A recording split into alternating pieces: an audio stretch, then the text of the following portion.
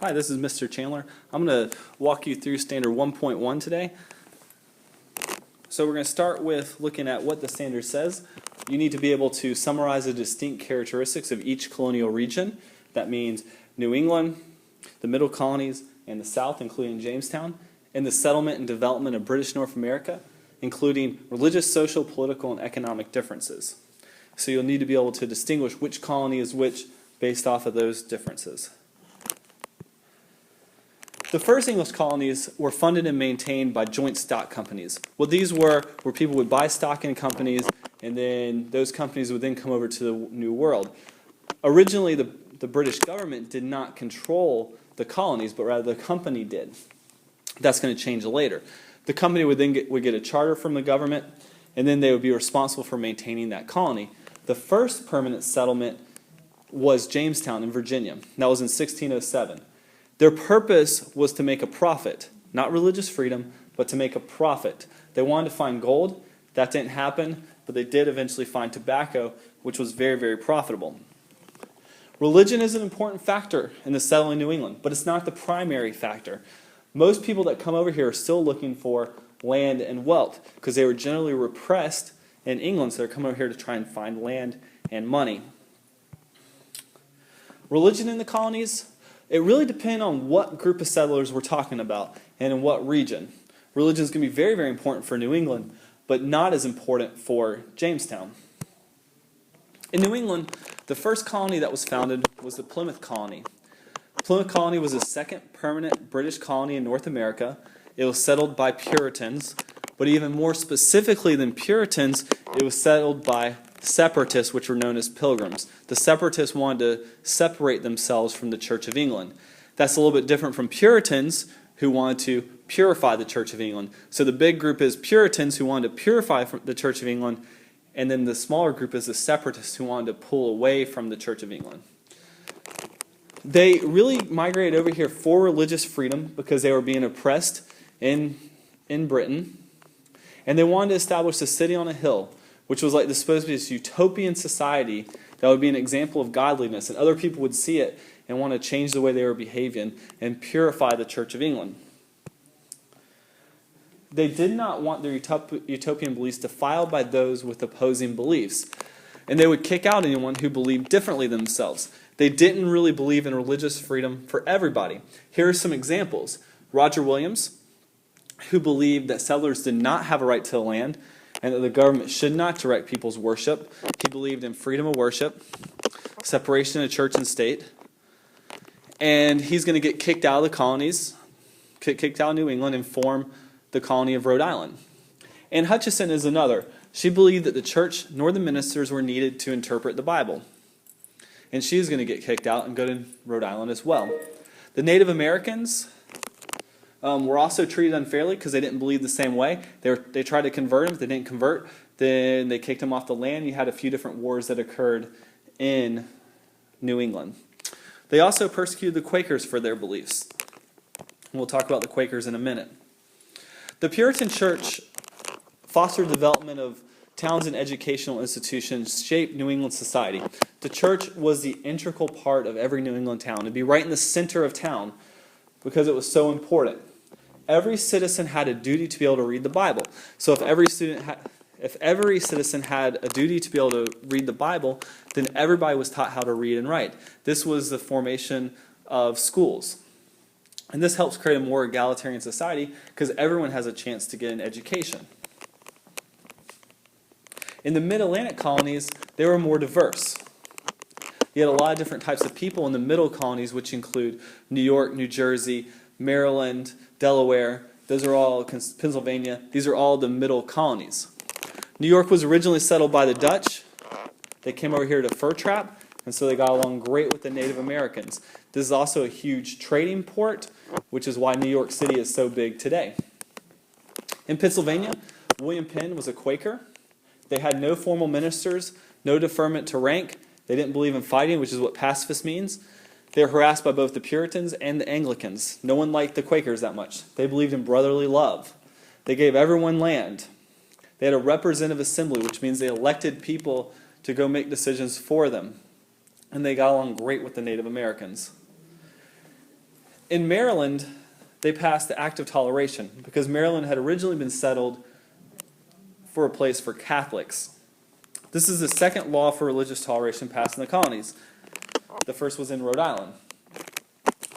But this is really, it looks like it's evidence of religious toleration, but it's actually evidence of the fact that people did not tolerate different religions, and particularly the Puritans in Maryland. There were Puritans in Maryland as well as New England, and they did not like the Catholics, and they fought very hard against the Catholics, and they wanted to kick them out. And so the Act of Toleration was meant to help the small group of Catholics that lived in Maryland.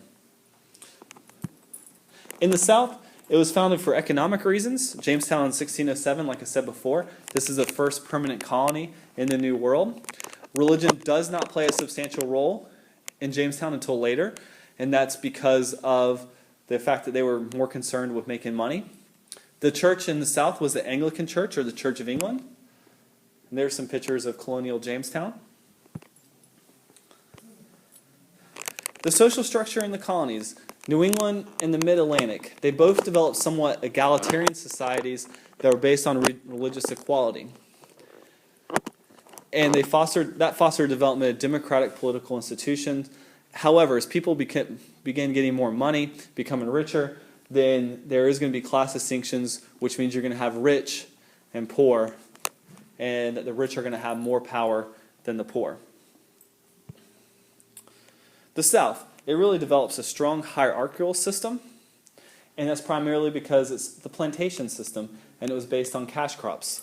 Cash crops need extensive labor, and they depend on Native Americans, which doesn't really work out because Native Americans will run away, they die from diseases. Then it relies on indentured servants, and then finally slaves. Indentured servants came to America. The idea was they'd work for 4 to 7 years to pay off their passage, and then they'd get land. However, there's a lot of abuses to the system. They made them work really hard. A lot of them ended up dying before their 4 to 7 years was up. The ones that did make it through, they usually got terrible land, and they were some of the poorest people in the colonies. And so less and less people became indentured servants. Well, they still need labor. And where are they going to get labor for them? They're going to get it from Africa in the form of slave labor. The first Africans arrived in America in 1618 on a Dutch ship. They were treated as indentured servants and freed after 4 to 7 years. However, that's going to change, and African Americans that are going to come are going to be made slaves. And slavery is going to be a major issue until 1865, and then even beyond, and I'd say we still feel the effects of slavery today. The plantation system also impeded the development of towns and schools. Plantations were self-sufficient. They didn't need to go into town to get a lot of supplies. They grew and made most of what they needed.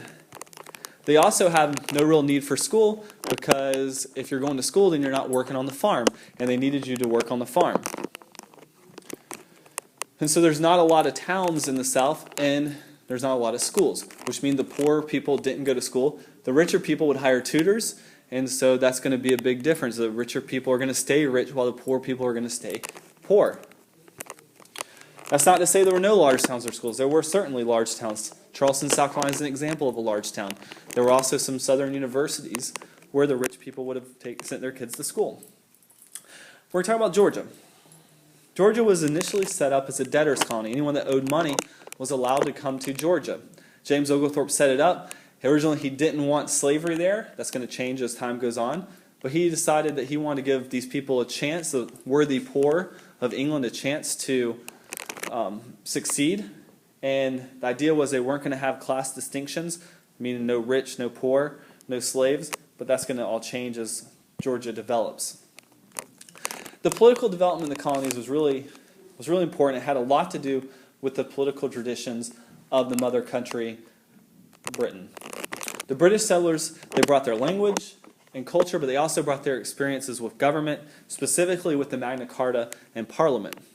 The Magna Carta stated that taxes could only be passed by representatives of the people, and these people were represented in Parliament. So the British citizens that came over to the New World believed that they had the right to be consulted when taxes were levied, that their representatives should have a say. And that's what's going to lead to a lot of issues later in the American colonies. If you think about it, the colonies are located an ocean away from the mother country. That makes it really hard for the British to be able to control everyday events in the U.S. The colonial charter set up a lot of power for the colonial assemblies to govern the everyday affairs of colonies. One of the examples is the House of Burgesses in Virginia, where the right to vote was based off of if you own land or not. New England had town hall meetings where you could be a part of as long as you were a member of the church. Neither of these assemblies is truly democratic because in Virginia, if you don't own land, you can't be a part of it. And then in New England, if you're not part of the church, you won't have a voice in politics. But they are way more democratic than in Britain, where only the rich people really had much of a say in politics. Colonial charters also stated that the colonists enjoyed the same rights as Englishmen. That meant just because they weren't in Britain did not mean they lost their rights as British citizens. They thought that they were protected by the Magna Carta, the English Bill of Rights, and the rule of law.